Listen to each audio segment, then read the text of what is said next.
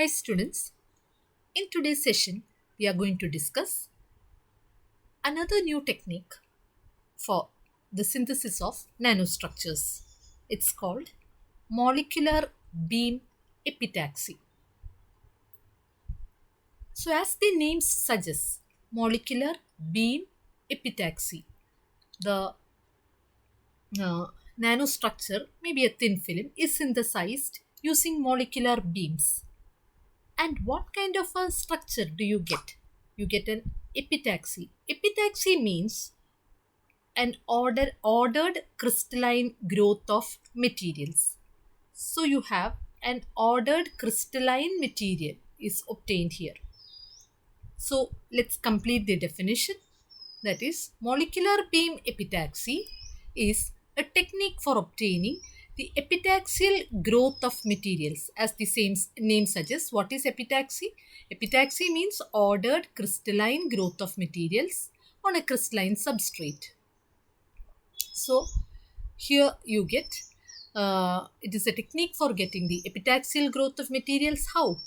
By using molecular beams, by the interaction of one or several molecular or atomic beams having different intensities and compositions.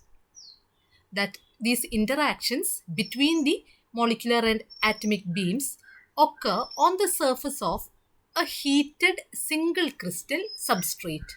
So, by this technique, you can grow, and what is attained is an epitaxial growth of materials. How? By means of the interaction of the molecular or atomic beams on the surface of, where does this interaction take place? On the surface of a heated single crystal substrate. So I'll tell you once again, there's a single crystal substrate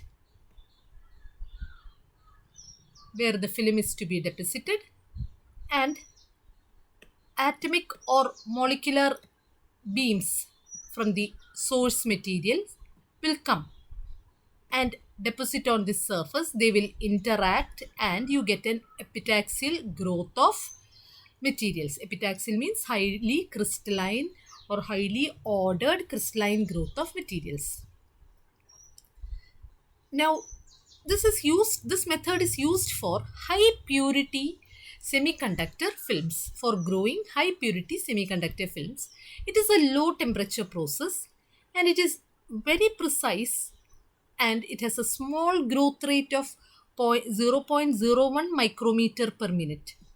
Okay, so it grows, the growth rate is very small, but yet it's very precise. And the next advantages of this process is a precise control over dopant concentration can be attained. Here, we can introduce dopant molecules into our thin film, and the amount and the concentration of this dopant is also very correctly, very precisely, very accurately controlled here.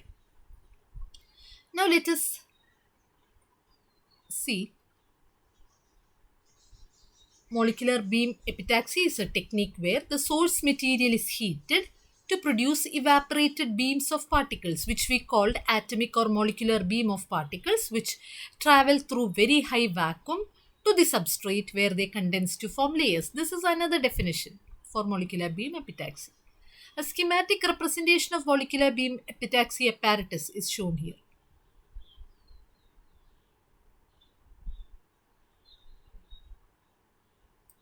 So let's see what all components are there in the setup, what are its uses, and how do the process exactly take place. Now the source materials here are kept in evaporation cells. They are not shown here. Composed of crucibles, resistive heaters, and thermal screens. So the source materials, as we already know, they are kept in evaporation cells or crucibles, and which are composed of crucibles, different crucibles, and they are heated. And you get atomic or molecular beams of these evaporated source materials.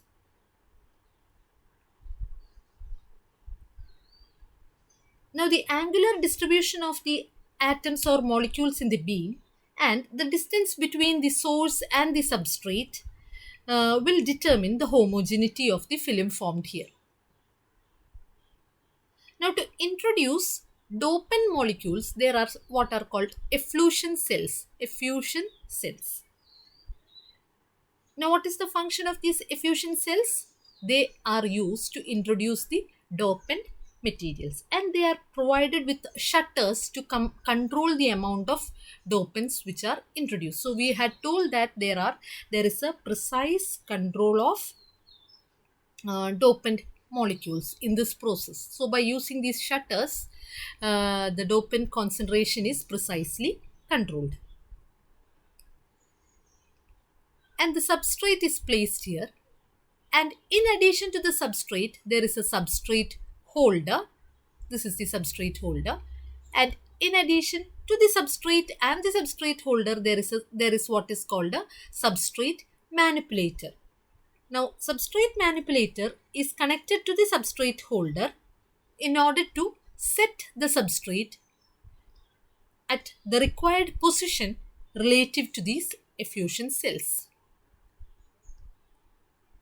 And there is a heating arrangement provided here so that the substrate is maintained at a high temperature, so that the interaction between these molecules can take place here.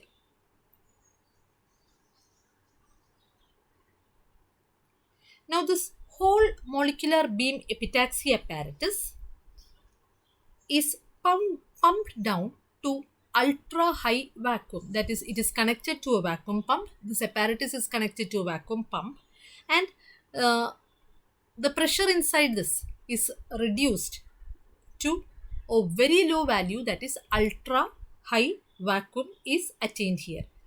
This is to ensure that the mean free path of the atoms and molecules in this beam is greater than the geometrical size of the chamber. That is, the atomic and molecular beam, the particles in the atom or the atoms and molecules in these atomic and molecular beams have a very, very high mean free path. Mean free path means the distance between two successive collisions is very large. So, they do not undergo any unwanted collisions among themselves, and also with the if any other molecules are present inside the chamber, they do not undergo collision with any of these, because all the unwanted molecules have been removed by pumping, and the pressure has been reduced to a very, very low value, so that these atoms and molecules have a very large mean free path. That is, they reach the substrate without undergoing much collisions.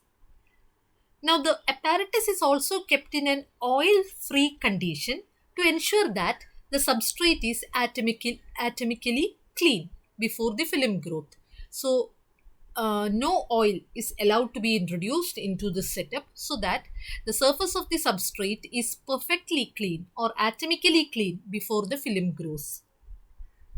Now, there is a cryogenic system here, that is a cold trap, and liquid nitrogen is allowed to flow. So, this forms the cryogenic system, that is, here it is maintained at a low temperature, so that molecules or atoms which are adhered to the walls of the chamber, and they are prevented from reaching the substrate. That is, sometimes the walls of the chamber will have some atoms or molecules attached to it, some unwanted atoms and molecules attached to it. Now, if the temperature of the chamber walls increase, these atoms and molecules will detach and reach the substrate. Now, to prevent that, the temperature of the chamber is maintained at a very low value. Now, the molecular beam epitaxy setup or apparatus is also equipped with REED, which is a reflection high energy electron diffraction system. It has a mass spectrometer, and it has ionization gauges present here to monitor the beams, their compositions and their fluxes. Thus, by using this setup, the source material is heated to produce an evaporated beam of atoms or molecules, in a very high vacuum chamber which travel to the substrate where they condense to form thin films having extra high purity.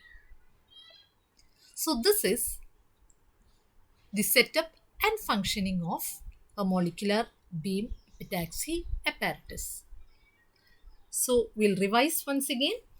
The molecular beam epitaxy method, it is a technique for the epitaxial growth of materials by means of the interaction of one or more molecular or atomic beams of different intensities, and these are the atomic or molecular beams of different intensities and compositions uh, on the surface of a heated single crystal substrate. This is a single crystal substrate.